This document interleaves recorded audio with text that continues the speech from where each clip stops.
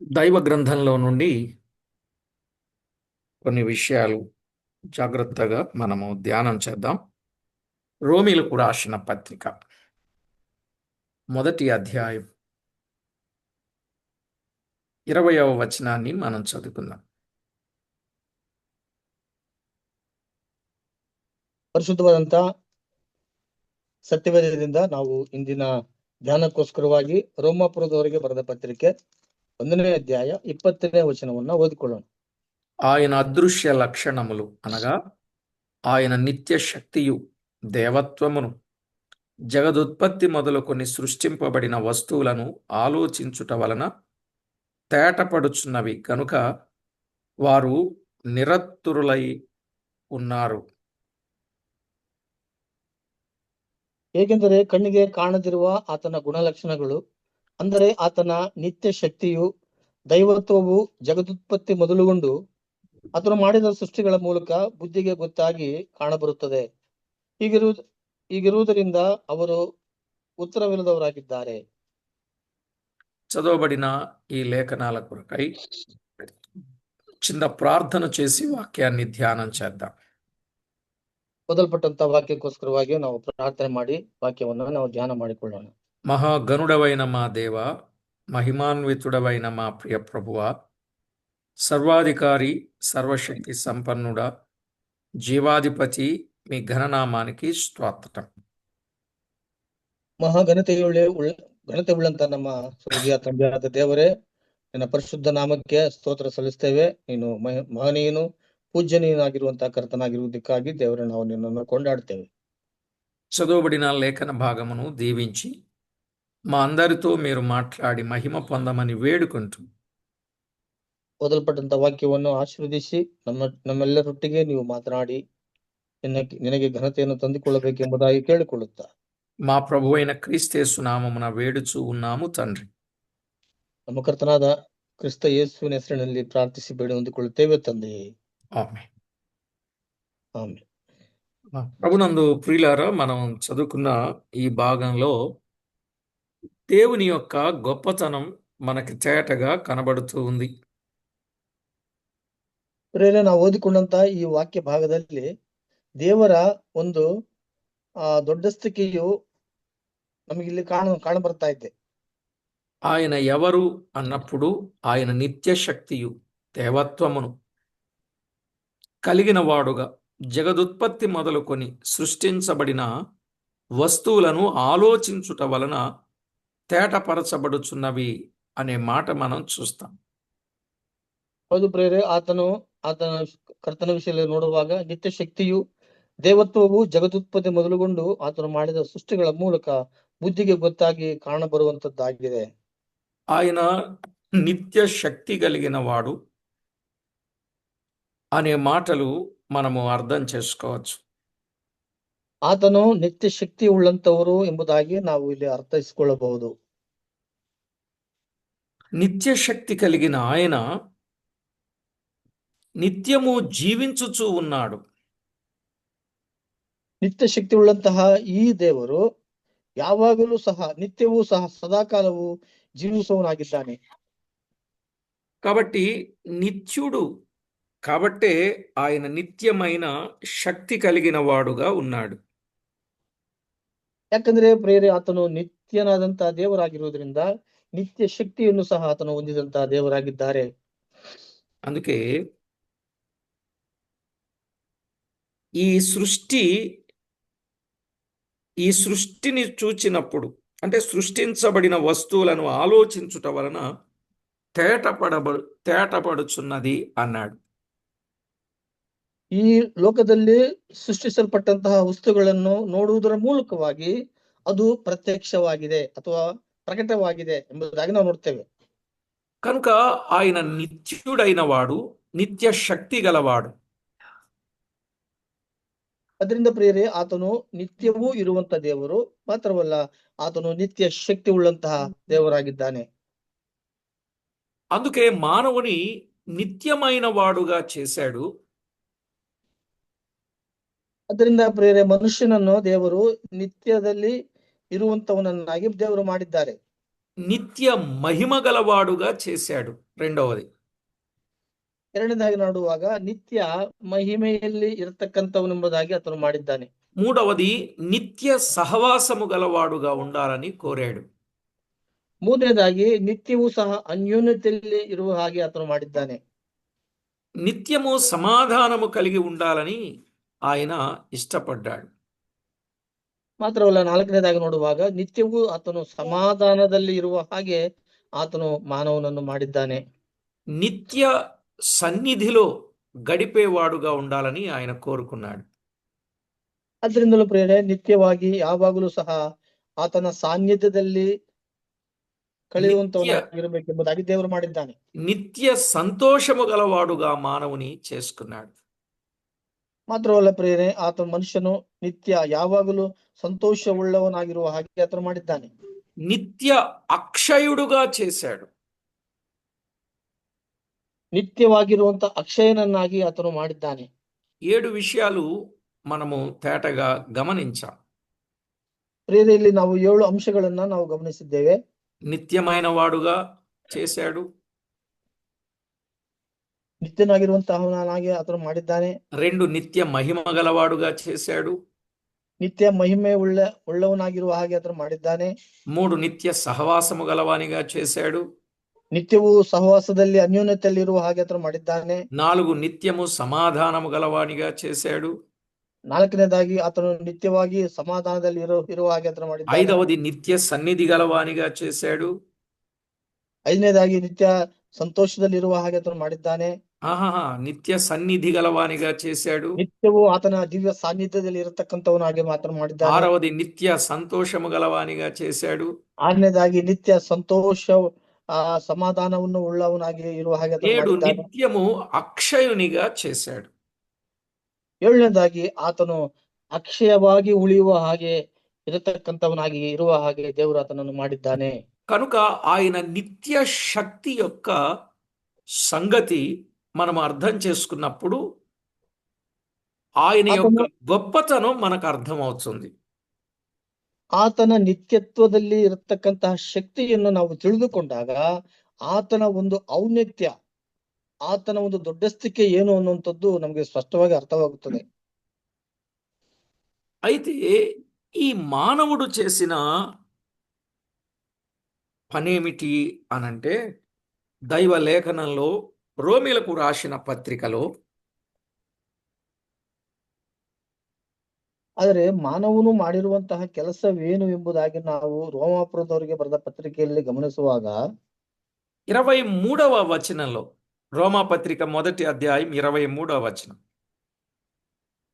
ರೋಮಾಪುರದವರಿಗೆ ಬರೆದ ಪತ್ರಿಕೆ 1ನೇ ಅಧ್ಯಾಯ 23ನೇ ವಚನ, వారు అక్షయుడగు అంటే నిత్యుడైన, అక్షయతన్న నిత్యము అన్న ఒకటే, అక్షయుడగు దేవుని మహిమను క్షయమగు మనుషుల యొక్కయు, పక్షుల యొక్కయు, చతుష్పాద జంతువుల యొక్కయు, పురుగుల యొక్కయు ప్రతిమా స్వరూపముగా మార్చిరి అన్నాడు. ಲಯವಿಲ್ಲದ ದೇವರ ಮಹಿಮೆಯನ್ನು ಬಿಟ್ಟು ಅದಕ್ಕೆ ಬದಲಾಗಿ ಲಯವಾಗುವ ಮನುಷ್ಯ, ಪಶು, ಪಕ್ಷಿ, ಸರ್ಪಾದಿಗಳ ಮೂರ್ತಿಯನ್ನು ಮಾಡಿಕೊಂಡರು ಎಂಬುದಾಗಿ ನಾವು ನೋಡ್ತೇವೆ. ఇప్పుడు చెప్పండి, మానవుడు ఏం చేసుకున్నాడు? అక్షయుడగు దేవుని మహిమను, నిత్య శక్తియు కలిగినటువంటి దేవుని మహిమను ఏం చేశాడు? క్షయమగు మనుషుల యొక్కయు, పక్షుల యొక్క, చతుష్పాద జంతువుల యొక్కయు, మహిమా స్వరూపము, ఆ పురుగుల యొక్కయు ప్రతిమా స్వరూపముగా, మహిమా స్వరూపాన్ని ప్రతిమా స్వరూపముగా మార్చేశాడు. ಅದರಿಂದ ಪ್ರಿಯರೇ, ಮನುಷ್ಯನು ಲಯವಾಗದ ಶಾಶ್ವತವಾಗಿರತಕ್ಕಂತಹ ದೇವರನ್ನು ಬಿಟ್ಟು ಲಯವಾಗುವ ಮನುಷ್ಯನು ಪಶುಗಳು, ಪಕ್ಷಿಗಳು, ಸರ್ಪಾದಿಗಳು ಇಂತಹ ಮೂರ್ತಿಗಳನ್ನು ಮಾಡಿಕೊಂಡು ಆತನು ಲಯವಾಗುವಂತ ಸ್ಥಿತಿಯನ್ನು ತಂದುಕೊಂಡೆಂಬುದಾಗಿ ನಾವು ನೋಡ್ತೇವೆ. 23వ వచనంలో ఆ మాట చదివితే 25వ వచనంలో దేవుని సత్యమును అసత్యమునకు మార్చి అని మనం చూస్తున్నాం. ಅವರು ಸತ್ಯದೇವರನ್ನು ಬಿಟ್ಟು ಅಸತ್ಯವಾದದ್ದನ್ನು ಹಿಡಿದುಕೊಂಡು ಸೃಷ್ಟಿಕರ್ತನನ್ನು ಪೂಜಿಸದೆ సృష్టి వస్తువుಗಳನ್ನೇ పూಜಿಸಿದನು ఆ ಎಂಬುದಾಗಿ ನಾವು ನೋಡ್ತೇವೆ. సృష్టికర్తకు ప్రతిగా సృష్టమును పూజించి సేవించిరి అనుంది. ಅವರು ಸೃಷ್ಟಿಕರ್ತನನ್ನು ಪೂಜಿಸದೆ ಸೃಷ್ಟಿ ವಸ್ತುಗಳನ್ನೇ పూజిಸಿ సేవిಸುವರಾದರು ಎಂಬುದಾಗಿ ನಾವು ನೋಡ್ತೇವೆ.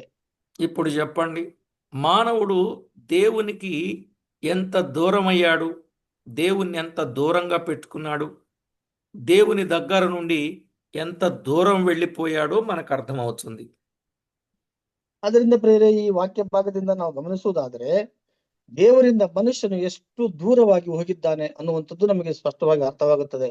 కనుక ఇలాంటి స్థితి కలిగిన మానవుని తిరిగి దేవుడు ప్రేమించి తన కుమారుని ఈ లోకానికి పంపించాడు.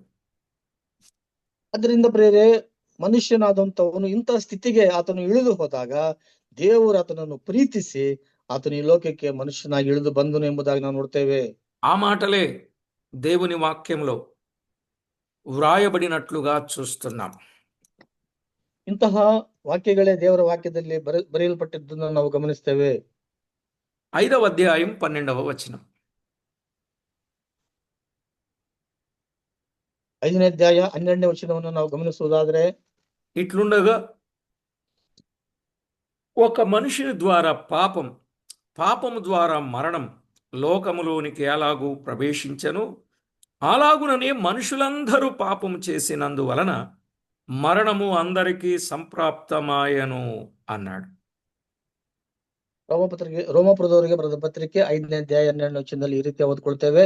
ಈ ವಿಷಯ ಏನೆಂದರೆ, ಒಬ್ಬ ಮನುಷ್ಯನಿಂದಲೇ ಪಾಪದಿಂದ ಮರಣವು ಲೋಕದೊಳಗೆ ಸೇರಿದವು, ಎಲ್ಲರೂ ಪಾಪ ಮಾಡಿದ್ದರಿಂದ మరణము ಹೀಗೆ ಎಲ್ಲರಲ್ಲಿಯೂ వ్యాపిಸಿತು ಎಂಬುದಾಗಿ ನಾವು ನೋಡ್ತೇವೆ. చూడండి, ఎప్పుడైతే దేవుడు ఇంత గొప్ప స్థితి గలవానిగా దేవుడు మానవునికి ఆధిక్యత ఇస్తే ఆ మానవుడు పాపానికి లోనయ్యాడు. ఆ ఒక్క మనుషుని ద్వారా పాపం, మరణం లోకములో ప్రవేశించినట్లుగా మనము చూస్తాం. ಅದರಿಂದ ಪ್ರಿಯರೇ, ದೇವರು ಇಂತಹ ಒಂದು ಶ್ರೇಷ್ಠವಾದಂತಹ ಒಂದು ಸ್ಥಾನದಲ್ಲಿ ಇಟ್ಟಾಗ ಮನುಷ್ಯನದನ್ನು ಮರೆತು ಮಾನವನು ತಾನು ಪಾಪ ಮಾಡಿದ್ದರಿಂದ ದೇವರ ಮಹಿಮೆಯನ್ನ ಕಳ್ಕೊಂಡನು ಎಂಬುದಾಗಿ, ಮತ್ತು ಮಾತ್ರವಲ್ಲ ಈ ರೀತಿಯಾಗಿ ಮರಣವು ಎಲ್ಲರಲ್ಲೂ ವ್ಯಾಪಿಸುವ ಹಾಗೆ ಆಯ್ತು ಎಂಬುದಾಗಿ ನಾವು ನೋಡ್ತೇವೆ. ఇప్పుడు తాను చేసిన పాపాన్ని బట్టి యావత్ ప్రజలందరికీ కూడా మరణము సంప్రాప్తమైపోయింది. ಅದರಿಂದ ಅವರು ಮಾಡಿರುವಂತಹ ಪಾಪಕ್ಕೆ ಬದಲಾಗಿ ಪ್ರತಿಫಲವಾಗಿ ಎಲ್ಲರಲ್ಲಿಯೂ ಮರಣವು వ్యాపిಸಿತು ಎಂಬುದಾಗಿ ನಾವು ನೋಡ್ತೇವೆ. అందుకే మరలా దేవుడు ఆలోచన చేసి, అయ్యో నా మహిమను వేరు వాటికి అప్పగిస్తున్నారే, అయ్యో నాకు రావలసినటువంటి ఘనతను వేరు వాటికి ఆపాదిస్తున్నారని ఆలోచన చేసి ఈ మానవుని తిరిగి ఆ పాపము నుండి, ఆ మరణము నుండి తప్పించడానికి ఈ లోకములోనికి వచ్చాడు ఆయన. ಅದು ಪ್ರಿಯರೇ, ತಂದೆಯಾದ ದೇವರು ಇದನ್ನ ಗಮನಿಸಿದಂತವರಾಗಿ, ಅಯ್ಯೋ ನನ್ನ ಮಹಿಮೆಯು ಇತರ ವಸ್ತುಗಳಿಗೆ ಅಥವಾ ಇತರ ವಿಷಯಗಳಿಗೋಸ್ಕರವಾಗಿ ದೇವರು ಈ ಮನುಷ್ಯನು ಕೊಡ್ತಿದ್ದಾನಲ್ಲ ಎಂಬುದಾಗಿ ತಿಳಿದುಕೊಂಡಂತವನಾಗಿ ಆತನು మానవురిಗೋಸ್ಕరವಾಗಿ ఆతను ఈ లోకಕ್ಕೆ ಬಂದನು ಎಂಬುದಾಗಿ ನಾವು ನೋಡ್ತೇವೆ. కనుక ఎప్పుడైతే మానవుడు పాపం చేశాడో అతడు శిక్షా విధికి కారణమయ్యాడు. ಯಾವಾಗಲಾದರೂ ಮನುಷ್ಯನು ಪಾಪ ಮಾಡಿದಾನೋ ಅವನು ಶಿಕ್ಷೆಗೆ ಒಳಪಟ್ಟನು ಎಂಬುದಾಗಿ ನೋಡ್ತೇವೆ. 16వ వచనం 17వ వచనం 5వ అధ్యాయంలో 5ನೇ ಅಧ್ಯಾಯ 16 ಮತ್ತು 17ನೇ ವಚನವನ್ನು ನಾವು ಗಮನಿಸುವುದಾದ್ರೆ, పాపం చేసిన యొక్కని వలన శిక్షా విధి కలుగునట్లు ఆ దానము కలుగులేదు, ఎలయనగా తీర్పు ఒక అపరాధం మూలముగా వచ్చినదై శిక్షావిధికి కారణమాయను. కృపావరమైతే అనేకమైన అపరాధముల మూలముగా వచ్చినదై మనుషుడు నీతిమంతులుగా తీర్చబడుటకు కారణమైంది. ಆದರೆ ಆ ಅಪರಾಧದ ಸಂಗತಿಗೂ ದೇವರ ಕೃಪಾದಾನದ ಸಂಗತಿಗೂ ಬಹಳ ಹೆಚ್ಚು ಕಡಿಮೆ ಉಂಟು. ಹೇಗೆಂದರೆ ಆ ಒಬ್ಬನ ಅಪರಾಧದಿಂದ ಎಲ್ಲಾ ಮನುಷ್ಯರು ಸತ್ತದ್ದು ನಿಶ್ಚಯವಾಗಿರಲಾಗಿ ದೇವರ ಕೃಪೆಯು ಯೇಸು ಕ್ರಿಸ್ತನೆಂಬ ಆ ಒಬ್ಬ ಪುರುಷನ ಕೈಯಿಂದ ಸಿಕ್ಕುವ ವರವು ಎಲ್ಲಾ ಮನುಷ್ಯರಿಗೆ ಹೇರಳವಾಗಿ ಸಿದ್ಧವಾಗಿರುವುದು ಮತ್ತು ನಿಶ್ಚಯವಲ್ಲವೇ. అందుకే ప్రియులారా, దైవ గ్రంథంలో వ్రాయబడినట్లు ఎక్కడ పాపము విస్తరించిందో అక్కడ కృప విస్తరించింది అన్నాడు 21వ వచనం.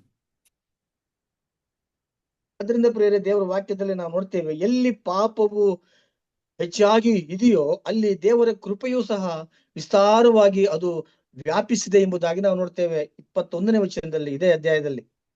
అవును, ఆయన కృప మన పట్ల విస్తరించుటను బట్టి ఈనాడు మనం ఏమయ్యాము అనంటే అపరాధము నుండి, పాపము నుండి, మరణము నుండి తప్పించబడి నిత్య జీవమునకు వారసులమవ్వడానికి కరుణ చూపించాడు. ಹೌದು ಪ್ರಿಯರೇ, ಈ ರೀತಿಯಾಗಿ ಆತನ ಕೃಪೆಯು ವಿಸ್ತರಿಸಿರುವುದರಿಂದ ಅಪರಾಧಗಳ ದೆಸೆಯಿಂದ, ಪಾಪಗಳ ದೆಸೆಯಿಂದ ಸತ್ತವರಾದಂತ ನಮಗೆ ನಿತ್ಯ ಜೀವವನ್ನ ಆತನು ಕ್ರಿಸ್ತನ ಮೂಲಕವಾಗಿ ನಮಗೆ ಅನುಗ್ರಹಿಸಿದ್ದಾನೆ. 6వ అధ్యాయం 23వ వచనంలో అదే చెప్పాడు. 6ನೇ ಅಧ್ಯಾಯ 23ನೇ ವಚನದಲ್ಲಿ ಅದನ್ನೇ ಹೇಳಿರುವಂತದ್ದು ನಾವು ನೋಡ್ತೇವೆ ಪ್ರಿಯರೇ. ఎలయనగా పాపం వల్ల వచ్చు జీతం మరణం, అయితే దేవుని కృపావరం మనం ప్రభు అయిన క్రీస్తు యేసునందు నిత్య జీవం అన్నాడు. ರೋಮಾಪುರದವರಿಗೆ ಬರೆದ ಪತ್ರಿಕೆ 6ನೇ ಅಧ್ಯಾಯ 23ನೇ ವಚನದಲ್ಲಿ ನೋಡ್ತೇವೆ, ಯಾಕೆಂದರೆ ಪಾಪವು ಕೊಡುವ ಸಂಬಳ ಮರಣ, ದೇವರ ಉಚಿತಾರ್ಥ ವರವು ನಮ್ಮ ಕರ್ತನಾದ ಕ್ರಿಸ್ತ ಯೇಸುವಿನಲ್ಲಿರುವ ನಿತ್ಯ ಜೀವ. ఎందుకు మరలా తిరిగి ఈ పాపములో ఉన్న వాని పట్ల కృపని విస్తరింపచేసి నిత్య జీవముని ఇచ్చాడు అనంటే, ಏಕೆ ಪಾಪಿಯಾಗಿರುವಂತಹ ಮನುಷ್ಯನ ಮೇಲೆ ಆತನು ಕೃಪೆಯನ್ನು ತೋರಿಸಿ ಆತನು ನಿತ್ಯ ಜೀವವನ್ನು ಅನುಗ್ರಹಿಸಿದ್ದಾನೆ ಎಂಬುದಾಗಿ ನಾವು ನೋಡುವುದಾದ್ರೆ, ఇందాక పోగొట్టుకున్న వాటిని మరలా తిరిగి సంపాదించడానికి ఆయన ఇష్టపడ్డాడు. ಕಳೆದು ಹೋದಂತಹ ದೇವರ ಮಹಿಮೆಯನ್ನ ತಿರುಗಿ ಆತನು ಸಂಪಾದಿಸಿಕೊಳ್ಳುವಂತ ನಿಟ್ಟಿನಲ್ಲಿ ಆತನು ಅದೇ ಮನುಷ್ಯನನ್ನು ಪ್ರೀತಿ ಮಾಡಿದಂತ ದೇವರಾಗಿದ್ದಾನೆ ಪ್ರಿಯರೇ. అందుకే ఆ నిత్యుడైన దేవుడు మానవ రూపాన్ని దాల్చుకొని శరీరధారిగా శరీరులమైన మన కొరకు ఈ లోకానికి అరుదించాడు. ಹೌದು ಪ್ರಿಯರೇ, ಆ ನಿತ್ಯತ್ವದಲ್ಲಿ ವಾಸ ಮಾಡುತ್ತಿರುವಂತ ತಂದೆಯಾದ ದೇವಾದಿ ದೇವನಾಗಿರುವ ಆತನು ಶರೀರವನ್ನ ಆತನು ಮನುಷ್ಯನ ಆಕಾರದಲ್ಲಿ ಈ ಲೋಕದಲ್ಲಿ ಕಾಣಿಸಿಕೊಂಡು ಮನುಷ್ಯರಿಗೆ ಪ್ರತ್ಯಕ್ಷನಾಗಿ ಪಾಪಕ್ಕೆ ಬರತಕ್ಕಂತಹ ಪ್ರಾಯಶ್ಚಿತ್ತವನ್ನು ತಾನು ಹೊಂದಿಕೊಂಡನು ಎಂಬುದಾಗಿ ನೋಡುತ್ತೇವೆ. మనందరి కొరకు శిక్షను అనుభవించాడు, కష్టాన్ని అనుభవించాడు, బాధను అనుభవించాడు, శ్రమను అనుభవించాడు, చివరికి మరణాన్ని కూడా అనుభవించాడు. ಹೌದು ಪ್ರಿಯರೇ, ನಮ್ಮೆಲ್ಲರ ದ್ರೋಹಗಳಿಂದ ಪಾಪಗಳನ್ನು ಪರಿಹರಿಸುವುದಕ್ಕೋಸ್ಕರವಾಗಿ ಆ ಕರ್ತನು ನಮ್ಮ ಶಿಕ್ಷೆ ತನಗೆ ಆಗಿರುವಂತಹ ಶಿಕ್ಷೆ, ಬಾಧೆ, ಹಿಂಸೆ ಎಲ್ಲವನ್ನು ಸಹ ಆತನು ಶಿಲುಬೆಯಲ್ಲಿ ಸಹಿಸಿಕೊಂಡೆಂಬುದಾಗಿ ನಾವು ನೋಡ್ತೇವೆ. ఆఖరికి ఆయన మరణించి సమాధి చేయబడి మృత్యుంజయుడుగా 3వ దినాన తిరిగి లేచాడు. ಮಾತ್ರವಲ್ಲ ಪ್ರಿಯರೇ, ಕೊನೆಯದಾಗಿ ನಾವು ನೋಡುವಾಗ ಆತನು ಸತ್ತು ಹೂಣಲ್ಪಟ್ಟು ತಿರುಗಿ 3ನೇ ದಿವಸದಲ್ಲಿ ಸತ್ತವರೊಳಗಿಂದ ಆತನು ಎದ್ದು ಬಂದನು ಎಂಬುದಾಗಿ ನಾವು ನೋಡ್ತೇವೆ. ప్రియులారా, ఆయన తిరిగి లేచి మనలను తిరిగి లేపుటకు ఇష్టపడ్డాడు, అనగా నీతిమంతులనుగా తీర్చడానికి ఇష్టపడ్డాడు. ಹೌದು ಪ್ರಿಯರೇ, ಆತನು ಸತ್ತು ತಿರುಗಿ ಎದ್ದಿರುವಂತದ್ದು ವಿಷಯದಲ್ಲಿ ನೋಡಿದ್ರೆ ನಮ್ಮನ್ನು ಸಹ ತಿರುಗಿ ಎಬ್ಬಿಸುವುದಕ್ಕೆ ಶಕ್ತಿವಂತವನಾಗಿ, ಮಾತ್ರವಲ್ಲ ನಮ್ಮನ್ನ ನೀತಿವಂತರನ್ನಾಗಿ ರೂಪಿಸುವುದಕ್ಕೋಸ್ಕರವಾಗಿ ಆತನು ತಿರುಗಿ ಎದ್ದು ಬಂದನು ಎಂಬುದಾಗಿ ನಾವು ನೋಡ್ತೇವೆ. కనుక ఈ నీతిమంతులకు దొరికేదే నిత్య జీవం. ಅದರಿಂದ ಪ್ರಿಯರೇ, ಇಂತಹ ನೀತಿವಂತರಿಗೆ ದೊರೆಯುವಂತದ್ದು ನಿತ್ಯ ಜೀವವೇ ಆಗಿದೆ ಪ್ರಿಯರೇ. ఒక మాటలో చెప్పాలంటే, ఒకప్పుడు ఏం చేసిన మానవుడు అనుకున్నప్పుడు మనం రోమాపత్రిక 1వ అధ్యాయంలో చదువుకున్నాం కదా. ಮನುಷ್ಯನು ಒಂದು ಕಾಲದಲ್ಲಿ ಹೇಗೋ ಇದ್ದನು, ಆದ್ರೆ ನಾವು ರೋಮಾಪುರದವರಿಗೆ ಬರೆದ ಪತ್ರಿಕೆಯಲ್ಲಿ 1ನೇ ಅಧ್ಯಾಯದಲ್ಲಿ ನಾವು ಈಗಾಗಲೇ ನೋಡಿಕೊಂಡಿವಲ್ಲ. 1:21లో, మరియు వారు దేవుని ఎరిగియు ఆయనను దేవునిగా మహిమపరచలేదు, కృతజ్ఞతాస్తుతులు చెల్లింపను లేదు గాని తమ వాదముల యందు వ్యర్థులైరి అనుంది. ಅವರು ಆತನನ್ನು ದೇವರೆಂದು ಘನಪಡಿಸಲಿಲ್ಲ. ಅಂದ್ರೆ ಆತನು ದೇವರೆಂಬುದಾಗಿ ತಿಳುವಳಿಕೆ ಇದ್ದರೂ ಸಹ ಅವರು ದೇವರೆಂದು ಘನಪಡಿಸಲಿಲ್ಲ. ಆತನ ಉಪಕಾರಗಳನ್ನು ನೆನೆಸಿ ಆತನನ್ನ ಸ್ತುತಿಸಲಿಲ್ಲ ಎಂಬುದಾಗಿ ನಾವು దేవుని ఎరిగి కూడా ఆయనను దేవునిగా మహిమపరచని గుంపు. మొన్న 6 చెప్పాను, ఇది 7వ గుంపు. దేవుని ఎరిగి కూడా దేవునిగా మహిమపరచని గుంపు. ಅದರಿಂದ ಪ್ರಿಯರೇ, ದೇವರು ಎಂಥವನೆಂಬುದಾಗಿ ಅವರು ತಿಳಿದುಕೊಂಡರೂ ಸಹ ದೇವರನ್ನು ಮಹಿಮೆ ಪಡಿಸದೆ ಅಥವಾ ಸ್ತುತಿಸದೆ ಇರುವಂತಹ ಒಂದು ಗುಂಪಿಗೆ ಸೇರಿದಂತವರಾಗಿದ್ದಾರೆ. కృతజ్ఞతాస్తుతులను చెల్లించలేదు అని చెప్పాడు. ಅದರಿಂದ ಕೃತಜ್ಞತಾ ಸ್ತುತಿಗಳನ್ನ ಅವರು ಸಮರ್ಪಿಸಲಿಲ್ಲ ಎಂಬುದಾಗಿ ಇಲ್ಲಿ ಹೇಳಿದ್ದನ್ನು ಗಮನಿಸ್ತೇವೆ. వారు సత్యాన్ని అసత్యానికి మార్చాడు అని చెప్పారు. ಅವರು ಸತ್ಯವನ್ನು ಅಸತ್ಯಕ್ಕೆ ಮಾರ್ಪಡಿಸಿದರು ಎಂಬುದಾಗಿ ನಾವು ನೋಡುತ್ತೇವೆ. సృష్టికర్తకు ప్రతిగా సృష్టాన్ని పూజించి సేవించారు అని చెప్పాడు.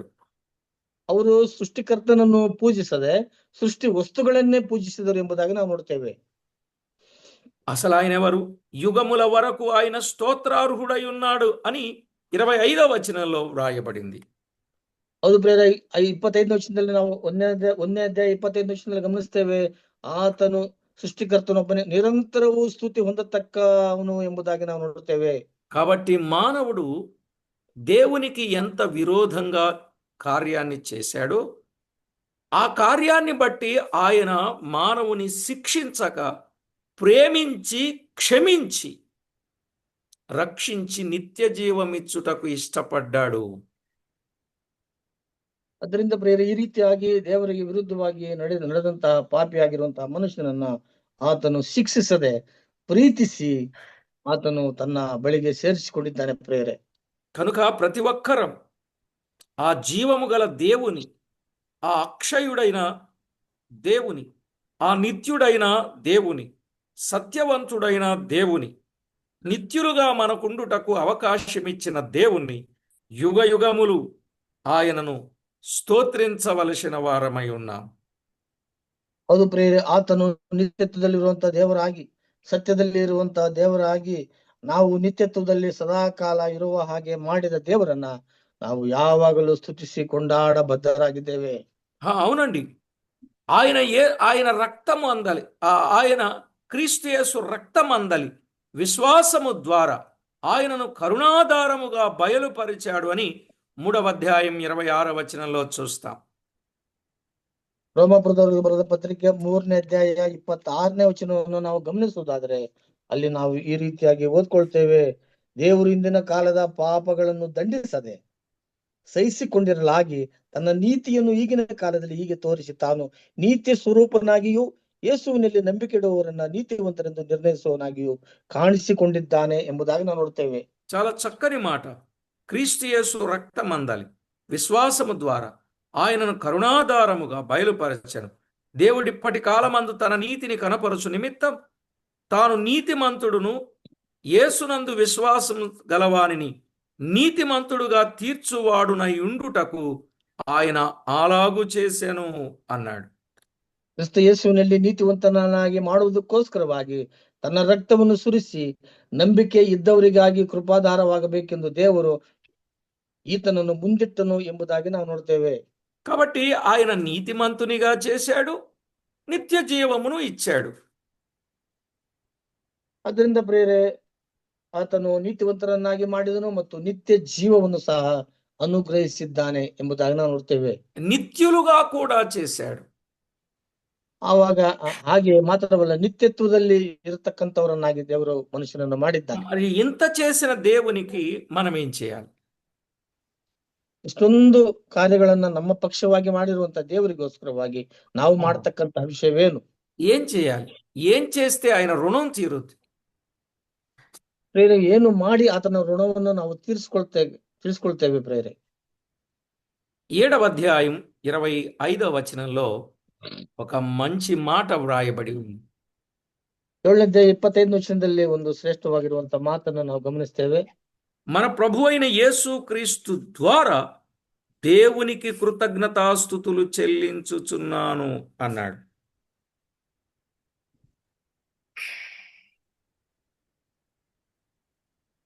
ನಮ್ಮ ಕರ್ತನಾದ ಯೇಸು ಕ್ರಿಸ್ತನ ಮೂಲಕ ದೇವರಿಗೆ ಸ್ತೋತ್ರ ಎಂಬುದಾಗಿ ನಾವು ಸ್ತೋತ್ರಗಳನ್ನು ಸಲ್ಲಿಸುತ್ತಿದ್ದೇನೆ ಎಂಬುದಾಗಿ ನಾವು ನೋಡ್ತೇವೆ. యేసుక్రీస్తు ద్వారా దేవునికి కృతజ్ఞతాస్తుతులు చెల్లించాలి. ನಮ್ಮ ಕರ್ತನಾದ ಯೇಸು ಕ್ರಿಸ್ತನ ಮೂಲಕವಾಗಿ ತಂದೆಯಾದ ದೇವರಿಗೆ ಕೃತಜ್ಞತಾ ಸ್ತುತಿಗಳನ್ನು ಸಮರ್ಪಿಸಬೇಕು. ఎందుకు చెల్లించాలి? నిత్యుడైన దేవుడు, నిత్య శక్తి గలవానిగా ఉన్నవాడు. ನಿತ್ಯನಾದ ದೇವರು, ನಿತ್ಯತ್ವದಲ್ಲಿ ಶಕ್ತಿ ಉಳ್ಳಂತ ದೇವಾದಿ ದೇವನು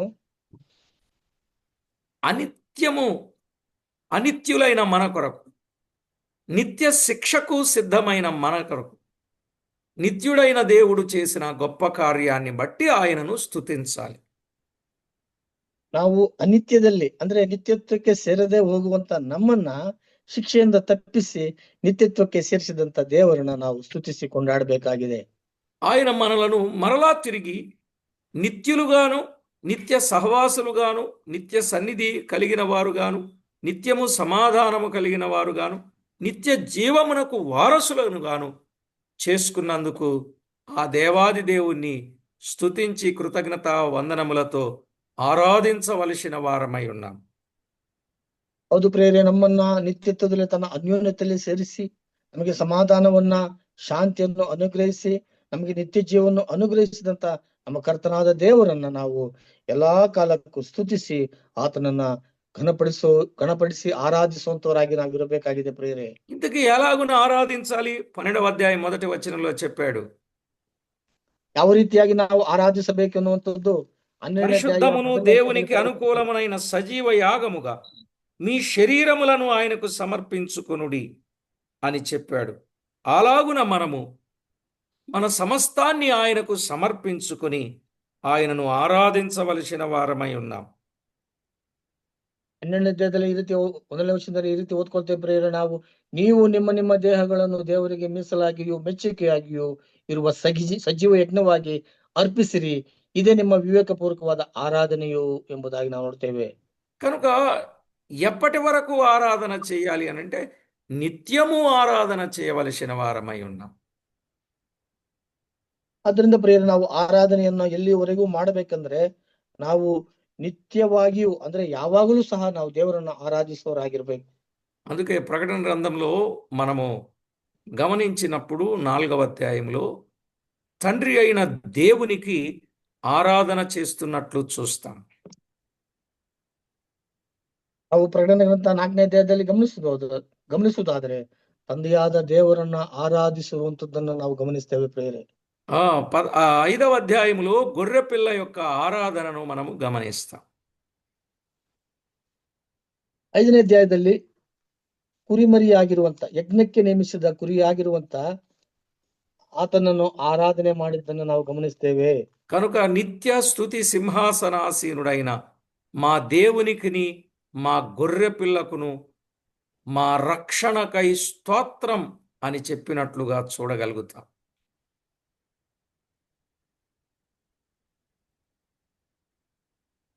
ನಮಗೆ ರಕ್ಷಣೆಯನ್ನು ಉಂಟು ಮಾಡಿದಂತ ಯಜ್ಞದ ಕುರಿಯಾದ ಆತನಿಗೆ ನಿತ್ಯವೂ ಆತನಿಗೆ ಸ್ತೋತ್ರ ಎಂಬ ಸಿಂಹಾಸನ ಯಜ್ಞದ ಕುರಿಯಾದ ಆತನಿಗೂ ಸ್ತೋತ್ರ, ಮಾನ, ಪ್ರಭಾವಗಳು, ಆಧಿಪತ್ಯಗಳು ಯುಗ ಯುಗಾಂತರಗಳಲ್ಲಿ ಇರಲಿ ಎಂಬುದಾಗಿ ದೇವರನ್ನ ಘನಪಡಿಸಿದ್ದಾರೆ ಪ್ರಿಯರೇ.